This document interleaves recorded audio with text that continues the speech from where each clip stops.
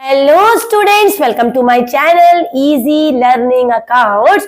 और आज के इस वीडियो में हम हमारा जो सेकेंड लास्ट चैप्टर था इंडियन इकोनॉमी का उसको डिस्कस करेंगे, जिसका नाम है एनवायरनमेंट एंड सस्टेनेबल डेवलपमेंट। तो सबसे पहले बच्चों हमें इस चैप्टर में पता होना चाहिए कि भाई ये एनवायरनमेंट क्या होता है। तो एनवायरनमेंट में क्या होता है बच्चों, बायोटिक और एबायोटिक रिसोर्सेज होते हैं, उनमें उनको अगर मिक्स कर दो या इन्वॉल्व करो तो दोनों का जो मिक्सचर होता है उसे हम एनवायरनमेंट कहते हैं। जैसे एयर है, जैसे वाटर है ना, जैसे फॉरेस्ट है, फिशेज है और बर्ड्स है, एनिमल्स है, प्लांट्स है। तो इन बायोटिक और एबायोटिक रिसोर्सेज को मिला लो तो एनवायरनमेंट बन जाता है। बायोटिक में आ गया हमारे बर्ड्स, एनिमल्स, प्लांट्स एक्सेट्रा, और एबायोटिक में आ गया हमारा non living elements like air, water, land etcetera. तो ये दोनों हैं हमारे एनवायरनमेंट। सबसे पहले हमें ये पता हो गया कि भाई ये एनवायरनमेंट क्या है।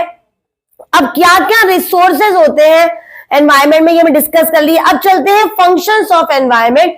तो क्या क्या फंक्शंस है एनवायरनमेंट के, तो हमारे बुक एनसीईआरटी के अकॉर्डिंग पहला है प्रोवाइड रिसोर्सेज फॉर प्रोडक्शन। ये आप समझ ही गए होंगे कि एक एनवायरनमेंट है जो हमें नेचुरल रिसोर्सेज प्रोवाइड करता है जिसको हम यूज करते हैं फॉर फर्दर प्रोडक्शन। बच्चों अगर ट्रीज ना हो, प्लांट्स ना हो, ट्रीज ना हो तो क्या हम फर्नीचर यूज कर सकते हैं। ऐसे तमाम चीजें हैं बच्चों जो हमें एनवायरनमेंट से मिलती है और जिसका प्रोडक्शन हमें रिसोर्सेज प्रोवाइड करते हैं, और ये रिसोर्सेज हमें सिर्फ हमारा एनवायरनमेंट प्रोवाइड करता है।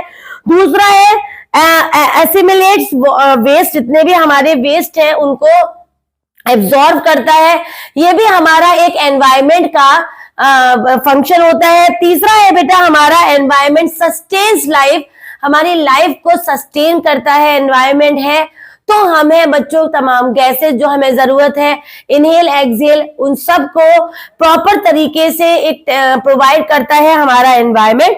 It provides the aesthetic services, और बहुत सारी सर्विसेज हैं जैसे वो रेनफॉल है, जैसे वाटर बॉडीज हैं, और ब्यूटी ऑफ आवर फॉरेस्ट है, वाटर है, लैंड है, एयर है, एटमॉस्फेयर है। तो ये सारी चीजें हमें एनवायरनमेंट से मिलती हैं। तो these are the functions of environment. आगे बढ़ते हैं, नेक्स्ट है हमारा कि भाई क्वेश्चन बहुत ज्यादा दिख रहा है सैंपल पेपर में कि भाई कैरिंग कैपेसिटी क्या होता है। तो environment is able to perform the function without any interruption as long as the function within the carrying capacity. तो कैरिंग कैपेसिटी होती है, it implies two things. Resources extraction should remain below than the rate of resource regeneration. तो regeneration resources ज्यादा है अगर, और extraction अगर कम है उससे, तो हम कहते हैं with in the carrying capacity. और बच्चा अगर उससे ज्यादा उल्टा हो जाए तो आउटसाइड द कैरिंग कैपेसिटी। मान लो अगर मेरे पास 10 रोटियां बनती हैं और अगर मेरी जो खाने की कैपेसिटी है वो 9 रोटी है, तो मैं कैरिंग कैपेसिटी के अंदर हूं। तो इसी तरीके से रिसोर्सेज का रीजनरेशन और एब्जॉर्प्शन अगर बराबर का है या उससे कम हम एब्जॉर्ब कर रहे हैं जितना रीजनरेट हो रहे हैं रिसोर्सेज, तो इसे कहते हैं विद इन कैरिंग कैपेसिटी ना। आगे बढ़ते हैं, अगला पॉइंट भी एग्जाम के लिए बहुत बहुत बहुत इंपॉर्टेंट हो जाता है, वो है एनवायरमेंटल क्राइसिस। तो एनवायरमेंट में अगर रिसोर्सेज कम है और हमारी वांट्स ज्यादा है जिससे हमारे वांट्स पूरी नहीं हो पा रही है, तो इसे कहते हैं एनवायरमेंट क्राइसिस। तो the rising population of the country is one of the reason for environment crisis. और एनवायरमेंट क्राइसिस को अगर डिफाइन करें तो एनवायरमेंट क्राइसिस होता है when the regeneration of the resources are less than our absorption capacity, using capacity। तो इसे कहते हैं क्राइसिस। किसी भी चीज की कमी कब होती है बच्चों, जब हमारे पास रिसोर्सेज कम हो और उसके वांट ज्यादा हो, तो हमारे पास क्राइसिस हो जाती है। इसके रीजंस बहुत सारे हैं और सबसे मोस्ट इंपॉर्टेंट रीजन है बढ़ती हुई जनसंख्या, that is the rise in population. Population rising is one of the reason of environmental crisis. दूसरा है बच्चों हमारा जो extraction of both renewable and non renewable resources, and there are many resources जो हमारे वेस्ट हो जाते हैं और एक्स्ट्रा कंज्यूम हो जाते हैं। और कहीं ना कहीं pollution is also one of the reason of environmental crisis। तो population, pollution, illiteracy, these are the basic reasons for environment crisis। Next point पे चलते हैं, वो है हमारा कि भाई हमारी कौन कौन से प्रॉब्लम्स आ रही हैं हमारे एनवायरनमेंट में, तो एक एक करके उनको डिस्कस करते हैं। पहला है global warming, ozone depletion, Montreal protocol. तो इन तीनों को एक साथ बताएंगे। सबसे पहला इंपॉर्टेंट है ग्लोबल वार्मिंग। ग्लोबल वार्मिंग जानते हैं बच्चों, क्योंकि अगर हमारा एयर एटमॉस्फेयर हाई हो जाता है और अल्ट्रावायलेट रेज इसकी डायरेक्ट हमारे अर्थ पर पड़ती है, जिससे हमें लगता है कि ये जो रेज है ये हमारी बॉडी को ही नहीं हमारे पूरे एनवायरनमेंट को खराब कर देगी। तो ये होते हैं हमारी global warming. Global warming is the observed and protected increase in the air average temperature of the earth atmosphere and ocean. This is known as global warming. इसका बेसिक रीजन है burning of coal, petroleum, deforestation, methane gas use in animal waste, है ना। These are the reason. इसके effect क्या हो रहे हैं बच्चों? इसके इफेक्ट सबसे ज्यादा इफेक्ट है कि हमारे जो ट्रॉपिकल स्टॉर्म्स है वो बहुत लाइकली टू बिकम स्ट्रॉन्गर, और इससे बहुत सारी डिसीजेस भी क्रिएट हो रही हैं, जैसे डेंगू है, मलेरिया है, कॉलरा है और चिकनगुनिया, ये बहुत फेमस डिसीज रहा है नाउअडेज। तो दीज आर द रीजंस, या ये बोल लो effects of ozone global warming. अब इससे इफेक्ट क्या होता है? इससे हमारी जो ओजोन लेयर है वो डिप्लीट होती है, और जब वो डिप्लीट हो रही है तो डायरेक्टली अल्ट्रावायलेट रेज है वो हमारे अर्थ एटमॉस्फेयर को इफेक्ट कर रही है। यूवी रेज बोल सकते हैं बच्चों। और इसको बचाने के लिए an ozone layer prevent more harmful wavelength of ultraviolet rays for passing through the temperature, and it will lead to the adoption of Montreal protocol. तो मॉन्ट्रियल प्रोटोकॉल क्या है? एक लंदन अमेंडमेंट हुआ, एक्ट पास हुआ, जिसमें ये जो problem है ग्लोबल वार्मिंग की, ओजोन डिप्लीशन की, इसको बचाने पर काम किया गया है। तो ये जो अमेंडमेंट हुए हैं लंदन अमेंडमेंट एक्ट, और ये एक्ट कब आया था? 1992 में इंडिया ने साइन किया है। और इस प्रोटोकॉल को जो साइन किया है, इस प्रोटोकॉल को कहते हैं मॉन्ट्रियल प्रोटोकॉल। आगे बढ़ते हैं। नेक्स्ट है हमारा चैलेंजेस क्या है हमारे इंडिया के एनवायरनमेंट के। पहला चैलेंज है लैंड डिग्रेडेशन, मतलब हमारा अगर लैंड का वाटर लेवल बोलो तो बहुत ज्यादा डाउन होता जा रहा है। तो ये एक रीजन है लैंड डिग्रेडेशन का।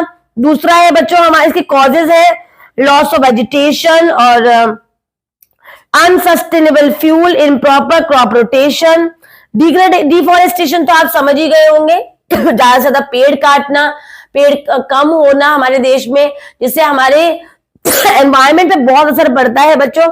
सॉइल इरोजन, अगर बहुत ज्यादा एक्सेसिव रेन हो रही है तो जो पहली परत होती है हमारे लैंड एरिया की वो डिमिनिश हो जाना, खत्म हो जाना, तो इसे कहते हैं सॉइल इरोजन। बायोडाइवर्सिटी, हमारे जो लिविंग ऑर्गेनिज्म है, एनिमल्स हैं, वो एकदम से खत्म होते जा रहे हैं, कम होते जा रहे हैं, तो इसे बोलेंगे बायोडाइवर्सिटी लॉस। और एयर पोल्यूशन, अगर हमारे एयर में तमाम गैसेस, खराब गैसेस, पॉल्यूटेंट्स एग्जिस्ट कर रहे हैं तो ये एयर पोल्यूशन है। वाटर को डिस्ट्रॉय किया जा रहा है, उसमें गंदगी डाली जा रही है, इंडस्ट्रीज वेस्ट डाले जा रहे हैं, तो ये वाटर पोल्यूशन है बच्चों। और उनको कंट्रोल भी हम कर सकते हैं बाई थोड़ी सी लिटरेसी दिखाएं, थोड़ी सी अकल दिखाएं, समझदारी दिखाएं। नेक्स्ट है सस्टेनेबल डेवलपमेंट। तो सस्टेनेबल डेवलपमेंट का क्वेश्चन अगर फोटो या फिर पिक्चर बन के आता है तो वो आपको एक हथेली पे ग्लोब नजर आएगा।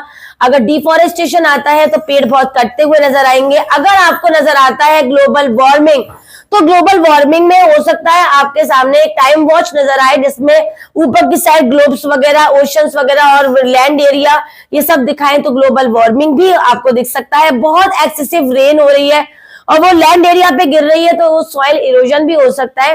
तो इस तरह से पिक्चर से भी आपको पहचानना होगा कि किसकी बात कर रहे हैं। फिर इफेक्ट्स और कॉजेस पूछेंगे तो आपको बताना है। सस्टेनेबल डेवलपमेंट जैसे कई सालों से लगातार रिपीट होने वाला क्वेश्चन है, तो सस्टेनेबल डेवलपमेंट होता क्या है? It is a development which allow all future generation to have the potential average quantity of life. आज की क्वांटिटी क्वालिटी भी अच्छी करनी है और फ्यूचर में भी वो रिटेन रखना है, सस्टेन रखना है, तो इसे कहते हैं सस्टेनेबल डेवलपमेंट। और इसके बेसिक एम्स हैं to ensure the present generation should leave the stock of quality of life for the next generation. और दूसरा है कि it should regenerate the resources for the future use only also, not only. तो ये है हमारे causes of या फिर basic aims of sustainable development. अब इसके एम के साथ साथ अगर क्वेश्चन हमसे पूछता है कि भाई सस्टेनेबल डेवलपमेंट का मीनिंग तो आपने बता दिया, भाई अब ये तो बताओ कि हम इसको अचीव कैसे करें। तो इसको अचीव करने का पहला पॉइंट बुक में दे रखा है, बाय कंट्रोलिंग द पोल्यूशन। अगर हम पोल्यूशन को कंट्रोल करें, पॉपुलेशन को कंट्रोल करें, या फिर नॉन रिन्यूएबल और को रिसोर्सेज को सब्स्टिट्यूट करें रिन्यूएबल रिसोर्सेज से, रेस्ट्रिक्ट कर दे कि हमें रिन्यूएबल रिसोर्सेज बिल्कुल भी यूज नहीं करने हैं और हमें इनपुट में ज्यादा एफिशिएंट बनना है। मतलब मान लो अगर बच्चों हम एक पेड़ यूज भी कर रहे हैं तो कम से कम 2 प्लांट्स हम लगाएं भी, तो इससे भी हम अपने आज के साथ साथ अपने फ्यूचर को भी सस्टेन करके रख सकते हैं। स्ट्रेटेजी क्या बनाए, अगर हम non conventional source of energy का यूज करें, जैसे हमारे पास क्लीन एनर्जी है, जैसे अगर हम कहीं सोलर एनर्जी का यूज करें या फिर हम ऐसी एनर्जी का यूज करें, जैसे सोलर एनर्जी सबसे बेस्ट है आज के टाइम पर, जहां पर कोई भी इसके नेगेटिव इफेक्ट्स नहीं होते हैं। और इसके अलावा में हम वो फ्यूल्स यूज करें जो बहुत ज्यादा क्लीन फ्यूल है, जैसे ज्यादा पेट्रोलियम गैसेस का यूज ना करके अगर हम सीएनजी का यूज करें तो इससे भी हम अपनी लाइफ को सस्टेन कर सकते हैं। मिनी हाइडल प्लांट्स एस्टेब्लिश करके और अच्छी अच्छी ट्रेडिशनल नॉलेजेस एंड प्रैक्टिसेस को फॉलो करके, जैसे आइस ट्रीटमेंट्स वगैरह होते हैं, या फिर बायो कंपोस्ट का यूज करके। और अगर मैं आपसे और कुछ एक्स्ट्रा बुक से हटके बताऊं तो अगर हम कहीं ना कहीं ऑर्गेनिक चीजों का यूज करके, केमिकल्स को इग्नोर करके, और बहुत सारे केमिकल्स का यूज से क्या होता है बच्चों, हमारी बॉडी पे ही इफेक्ट पड़ता है जिससे तमाम डिसीजेज होती है, तो उसको इग्नोर करें तो हम अपनी लाइफ को सस्टेन कर सकते हैं, हमारे एनवायरनमेंट को सस्टेन कर सकते हैं और फ्यूचर जनरेशन को भी बेस्ट प्रोवाइड कर सकते हैं। तो ये हमारा चैप्टर था, इसमें हमने एनवायरनमेंट के बारे में पढ़ा, एनवायरनमेंट की डेफिनेशन पढ़ी, इसके फंक्शंस पढ़े, तमाम चीजें जो कॉजेज हो रहे हैं हमारे एनवायरनमेंट में, चाहे वो ग्लोबल वार्मिंग हो, soil erosion, land degradation, deforestation, biodiversity loss, ये सब पढ़ा, ozone depletion, global warming, Montreal protocol, London amendment जो साइन हुआ था, और सस्टेनेबल डेवलपमेंट, उसकी how to achieve it and what are the हम कह सकते हैं what are the ways, how can we can strategies we can maintain for the sustainable development, ये सब पढ़ा। और कैरिंग कैपेसिटी वाले पॉइंट को बिल्कुल मत भूलना, इस चैप्टर में एनवायरमेंटल क्राइसिस भी बहुत इंपॉर्टेंट है, इसको अच्छे से तैयार करिए। अब बस एक चैप्टर और रह गया है, उसको भी जल्दी से रिवाइज कंप्लीट करा दूंगी, तो हमारी पूरी इंडियन इकोनॉमी का कोर्स भी आपके पास चैनल पे मिलेगा। आपको करना क्या है बच्चों, आपको चैनल को सब्सक्राइब करना है, इजी लर्निंग अकाउंट्स, आपको लाइक करना है, शेयर करना बिल्कुल भी नहीं भूलना है। Bye bye.